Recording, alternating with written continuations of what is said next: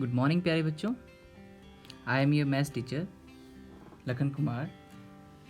Today we will discuss about the chapter 8 of class 7, comparing quantities. It is part first. Okay, let we discuss about it. First, comparing two quantities. How we can compare two quantities? First, you can compare the height of one girl and height of one tower. The size of big football to the size of small football. How you can compare these two? The question is that how we can compare these two? Compare the height of given buildings. First building is this tower and second building is home. First is 150 meter height and second of 30 meter height. Clear? Now you have to compare these two. How you can compare these two heights? The height of the tower is 120 meter more than the house. Okay, the height of the tower 120 meter more than the house. Which mathematical operation is used comparing the heights? So you can simply see that 150 minus 30 is equals to 120. It means subtraction is used here. Clear? You can compare two quantities by subtraction. It is the option to compare. Now next is compare these two, called clock and iron. In what manner? According to their prices. Okay, the price of first is 1500 and price of second is 150. Cost of iron box is 1350 more than the clock. तो आपको बताना है कि which mathematical operation is used here. And 10 times 1500 is 10 times of 150. So you can simply see that comparing by subtraction in first and second one is comparing by division. These two methods are used for the comparing two quantities. You can compare two quantities by subtraction or division. Now next point is ratio. Next heading is a ratio. What is ratio? Ratio is simply, you can see here, ratio is simply comparison of two quantities by division gives a ratio. Next one, ratio is denoted by symbol this and is read as is to. इसका means क्या हुआ? 2:3. 2:3. You can read here 2:3. मतलब ratio के symbol को कैसे read करना है? is to. Next one,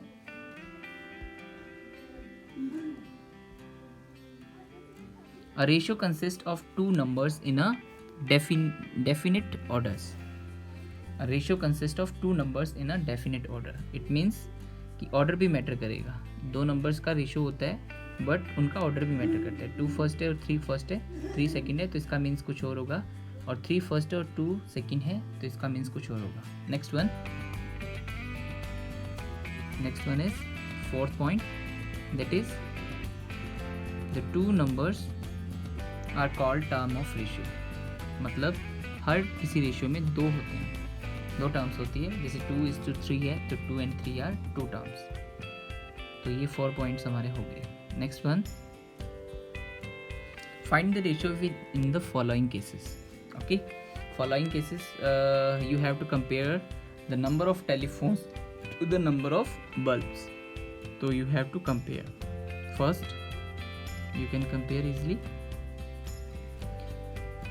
First, we have 1, 2, 3, 4, 5 telephones and 1, 2, 3 bulbs. It means the ratio is 5:3. अगर टेलीफोन पहले है, टेलीफोन टू बल्ब पूछा है तो 5:3. अगर बल्ब टू टेलीफोन पूछते तो 3:5. वो फर्स्ट जो भी होगा उसमें नंबर मैटर करेगा. Next one is you have to compare number of tractors 1, 2, 3, 4, 5, 6 to the number of bus 1, 2, 3, 4. It means 6:4. Next one is you have to compare ratio of number of locks 1 2 3 4 5 6 7 to the number of keys 1 2. It means the ratio is 7. Okay, next you have to compare the size of a crocodile and a lizard. Okay, so lizard, crocodile of length of 6 meter and lizard length of 12 centimeter. तो lizard बोल रही है I am big, you are small. तो lizard ये कह रही है crocodile को I am big, you are small. क्यों कह रही है? क्योंकि हमारे पास जो यहाँ पर डिजिट्स हैं, क्रोकोडाइल की लेंथ में 6 है और लिजर्ड की लेंथ में 12 है. ओके, तो डिजिट देखे तो 12 is greater than 6. So lizard is called that I am big, you are small. Okay, तो इसका मतलब ये हुआ नहीं. इसके अंदर सिंपली लिखा हुआ है two quantities can be compared only if they are in same unit. यहाँ पर यूनिट सेम नहीं है, यहाँ पर मीटर है और यहाँ पर सेंटीमीटर है. तो दोनों की यूनिट्स क्या होनी चाहिए? सेम होनी चाहिए, तब हमारे पास होगा. इट मीन्स अगर इसको हम सेंटीमीटर में कन्वर्ट करें तो 600 centimetre. Now you can compare these two quantities because both have same unit. Centimetre and it has 600 and it has 12. So 600 is big and 12 is small. So crocodile has bigger length to the lizard. Next one you have to compare these two figures. In what manner? The ratio of shaded area to the blank area. Unshaded area बोल सकते हो. Okay, what is the ratio of the shaded region to the unshaded region? Okay, तो ये अपने देख सकते हैं answers आगे हैं. तो देखो फर्स्ट इसमें देखोगे तो फर्स्ट है 1 shaded area and 1 2 3 4 5 unshaded shade. It means 1:5. इसमें 1 2 3 4 shaded and 1 2 3 4 5 6 7 8 9 10 11 12 13 14 15 16 17 18 19 20 we have unshaded. 4:20. Okay, but here these ratio are equivalent. दोनों रेशियो जो है वो सेम है, इक्विवेलेंट है. How it is ratio equivalent कैसे हैं? तो you can see that in the next slide. 4:20 is equals to 1:5. How? The question is how it is possible. Okay, 4:20. You can write a ratio as a fraction. 4:20. First digit react as numerator and second digit react as denominator. You can write this as fraction. Now you have to divide numerator and denominator by same digit. आप जब भी किसी fraction को simplify करते हो तो you have to divide और multiply both the numerator and denominator by same digit. तो you can 4 divided by 4 and 20 divided by 4. Okay, तो 4 divided by 4 is equals to 1 and 20 divided by 4 is equals to 5. 1/5 you can write it as ratio 1:5. So 1:5 is equals to 1:5. So these two ratio are equivalent. Every ratio is expressed in its lowest or simplest form. तो 4:20 की simplest form है 1:5. अब इससे ज़्यादा और किसी digit से divide नहीं हो सकती न्यूमिनेटर और डिनोमिनेटर. तो इसका मतलब it is the simplest form. So ratio always write as a simplest form. Next one. Try these. Okay, you have to try these questions in a class of 40 students. 12 opted for cricket and 10 for hockey and 5 for football and 7 for tennis and the remaining for chess. Find the ratio of. Okay, आपको इनके according सभी का ratio calculate करना है. Hockey players to the football players, hockey players to the football players. 10 for hockey, 10 for hockey and football players are 5 for football, 5 for football. तो 10:5. It is your first answer. You can write it as the simplest form. तो 5 की table से दोनों cut हो जाएंगे, numerator and denominator. 5 2 जा and 5 1 जा. 2:1. 2:1. Next one, tennis player to the chess player. Okay, tennis player, how many tennis players are there? 7 tennis players. Okay, and to the chess players remaining 4 chess. मतलब इसका मतलब ये हो गया total 40 है ना, तो इसमें से इन सभी को माइनस कर देंगे, तो you can opt chess players. 40 minus 12 minus 10 minus 5 minus 6, ये सभी माइनस करना है. ओके, तो 12 and 10 22 and 5 22 and 5 27 and 7 34. 40 minus 34 is equals to 6 players for the chess. Okay, तो चेस के लिए होंगे तो देख लेते हैं. 6 players for chess and tennis players are 7, तो 7 is to 6. Okay, your answer. Now cricket players to the total students. Cricket players are 12 opted for cricket players, so 12 and the total player students are 40, so 12 is to 40. You can try it, its simplest form how you can 4 की table से cut हो सकते हैं. 4 3 जा 12 and 4 10 जा 40 and 3 is to 40. 3 is to 40. Clear? Now next is very simple.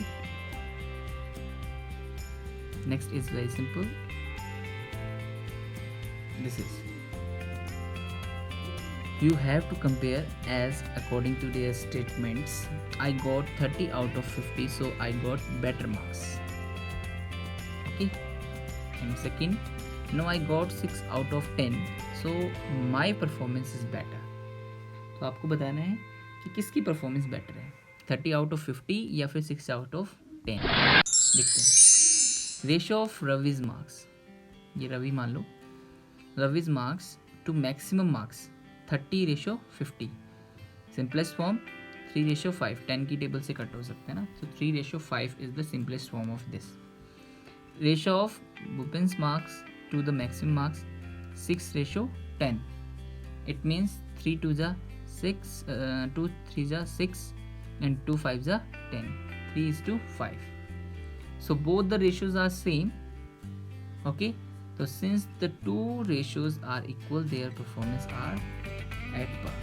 Okay, क्योंकि दोनों का रेशियो सेम है, मार्क्स सेम गेन की है, सेम परसेंटेज है, तो it mean they are equal ratios. Clear? Next one, Shekhar worked for 20 days and was paid 1600 rupees. Nirmal worked for 35 days and was paid 2800 rupees. Shekhar complained it was not fair. Is he right? मतलब ये कह रहा है कि मतलब ये सही नहीं है कि उनको 20 डेज़ के लिए 1600 पे किया और मेरे को 35 डेज़ के लिए 2800. निर्मल को 2800, तो मेरे को ओनली 1600 दिया और उसको 2800 दिया, ऐसा क्यों? तो अब देख लेते हैं. तो जब रेशो निकालेंगे, रेशो ऑफ वेजेस 16:2800. ओके, दोनों के रेट्स का रेशो निकाल लिया, तो 4:7. Simplest form you can calculate. और ratio of the number of days they work 20:35, 4:5. Okay, मतलब ये क्या हुआ कि उनकी अगर उसने 4 डेज़ काम किए हैं, ठीक है, अगर उसने 4 मतलब के अकॉर्डिंग काम किया है तो उसको 4 रेशो मिल रहा है, और 7 पार्ट के अकॉर्डिंग किया है तो 7 मिल रहा है. तो बोथ रेट का रेशो और डेज़ का रेशो अगर सेम है, इट मीन्स यहाँ पर फेयर नहीं हुआ, क्योंकि निर्मल ने उतने ही रेशो में ज़्यादा दिन काम कर लिया, तो उसका रेशो रुपीज़ का भी बढ़ जाएगा. और अगर कम किया है, शेखर ने कम किया है, तो इसका मतलब उसका उतना ही कम हो जाएगा. तो रेशो बहुत सेम है, तो इसका मतलब there is no confusion. Clear? Next one, not fair. Okay, यहाँ पर बिल्कुल फेयर हुआ है. When two ratios are equal, they are said to be form of a proportion, मतलब जितनी प्रोपोर्शन में उसने दिन में काम किया उतने ही प्रोपोर्शन में उसको रुपीज़ मिल गए. So these are called proportion. Now the next topic is proportion. What is the meaning of proportion? When two ratios are equal, they are said to be to form 7:4:7 last वाले में 7:4:7 last वाले में आया था, तो वैसे ही यहाँ पर तो they are in same proportion. 2:3 और 2:3 जैसे होगा वैसे. Okay, next one. 4 terms are in proportion if the ratio of first two is equals to the ratio of the last two.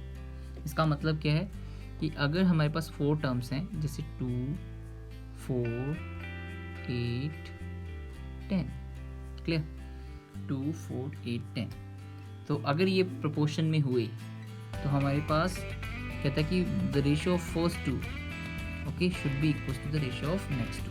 लेकिन यहाँ तो नहीं है. क्या अगर हमारे पास होता तो ऐसा होता. तो ये आप देख लेना, ठीक है. तो बिल्कुल हम इसको चेक कर सकते हैं किसी ऐसे रेशियो से. नेक्स्ट वन इज, अभी हम नेक्स्ट आगे एग्जांपल भी डिस्कस करेंगे. If A B C D are in proportion then A ratio B is equal to C ratio D. देख सकते हो, A ratio B is equal to C ratio D. Next one, if A ratio B proportion का symbol है ये equal to, या फिर हम 4 dots को यूज़ कर सकते हैं प्रोपोर्शन के लिए. तो A ratio B proportion C ratio D, then A into D is equal to B into C. Clear, मतलब ये लास्ट 2 को मल्टीप्लाई कर लेंगे और इनर 2 को मल्टीप्लाई करेंगे. लास्ट 2 को बोलते हैं एक्सट्रीम्स, क्लियर, और इनर 2 को बोलते हैं मीन्स. ओके, तो एक्सट्रीम टर्म्स होगी लास्ट 2 और इनर 2 को बोलेंगे मीन टर्म्स. तो लास्ट 2 का मल्टीप्लाई जो होगा वो इनर 2 के मल्टीप्लाई के इक्वल होगा. ठीक है, next one, try yourself, check whether the number are in proportion और नॉट. हमने बताना है कि ये जो नंबर्स हैं वो प्रोपोर्शन में है या नहीं है. 2, 3, 4, 5. क्लियर, अगर फर्स्ट 2 का जो रेशियो है वो लास्ट 2 के रेशियो के इक्वल आया, so it means these are in proportion, but 2:3 is not equals to 4:5, so these are not in proportion. Next one, 4, 6, 8, 12. 4 is to 6 and 8 is to 12. अब ये तो दोनों इक्वल नहीं लग रहे, बट ये टेबल अभी सिंपलेस्ट फॉर्म नहीं है, ऊपर वाले किसी टेबल से कट नहीं हो रही थी, बट ये होंगे. 4 is to 6 2 के टेबल से कट हो जाएगा, 2 2 4 and 2 3 6. ये 4 के टेबल से कट होंगे, 4 2 8, 4 2 8 and 4 3 12. So 2 is to 3 and 2 is to 3 both are equal, so these are in proportion. Next one, you can try these. Okay, इनको भी ट्राई कर सकते हो, लेकिन एक चीज़ याद रखना कि हमारे पास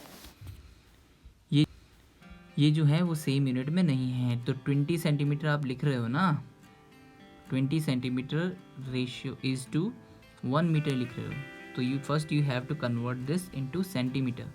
तो 20 centimetre is to 100 centimetre. Clear, तो सेंटीमीटर से सेंटीमीटर कट हो जाएगा. ओके, 20 1 जा 20 एंड 25 जा 100. क्लियर, ये हमारे पास आ जाएगा. तो 1 is to 5. Next one is 3.5 is to 17.5. अब इनको टेबल से कट करके देखो तो you can cut easily.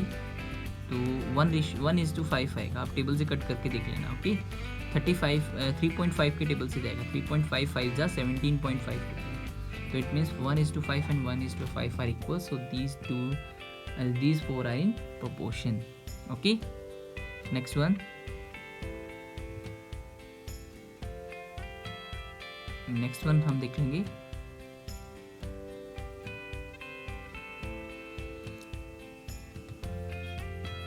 Next one है find x if following are in proportion.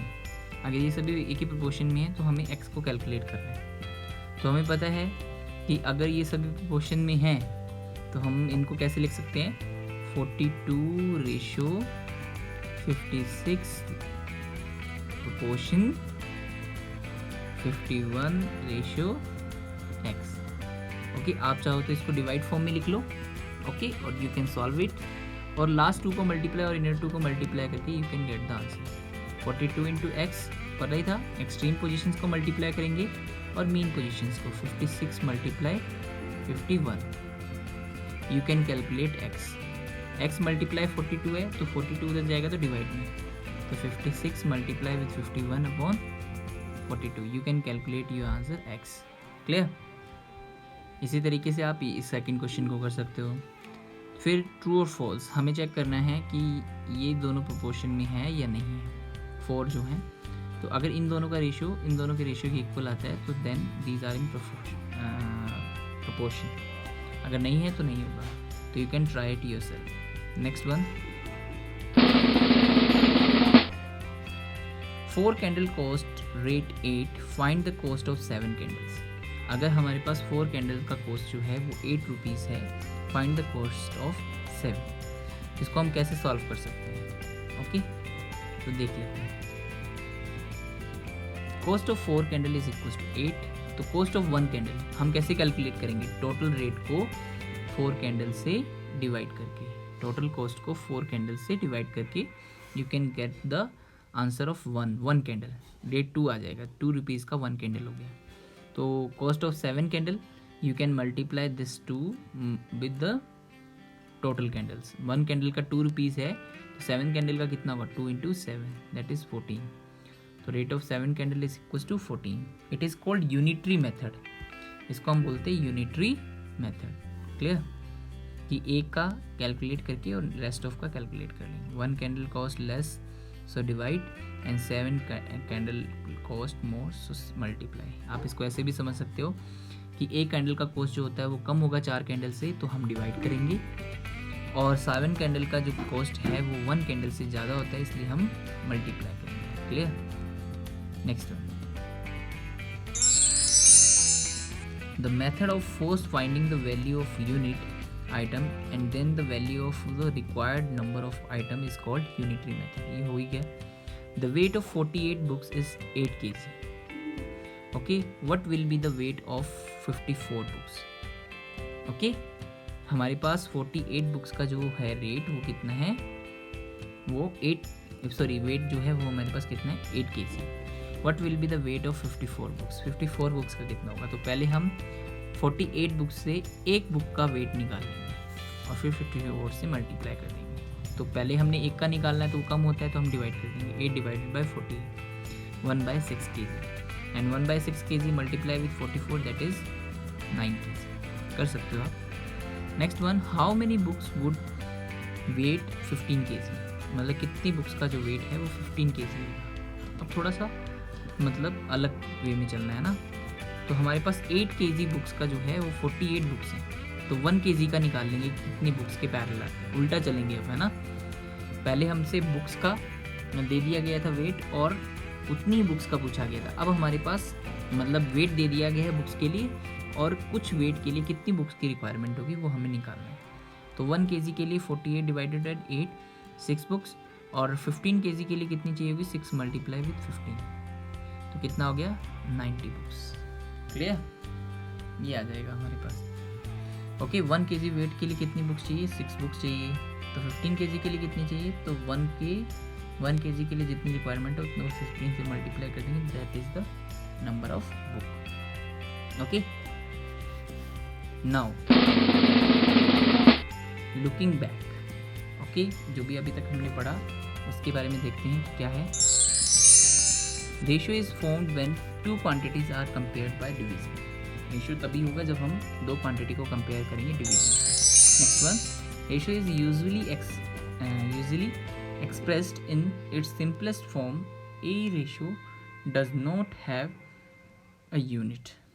Okay, हम क्या करते हैं? रेशियो को सिंपलेस्ट फॉर्म में यूज़ करते हैं, और अगर रेशियो की यूनिट सेम नहीं है तो हम रेशियो कैलकुलेट नहीं कर सकते। दोनों टर्म्स की यूनिट सेम होनी चाहिए। Next one, an equality of 2 ratio is called a proportion. अगर 2 रेशियो इक्वल हैं तो वो प्रपोर्शन नहीं होते। Next one, the method of first finding the value of unit item and then that of the required number of items is called unitary method. ये बताइए आपको। Next one.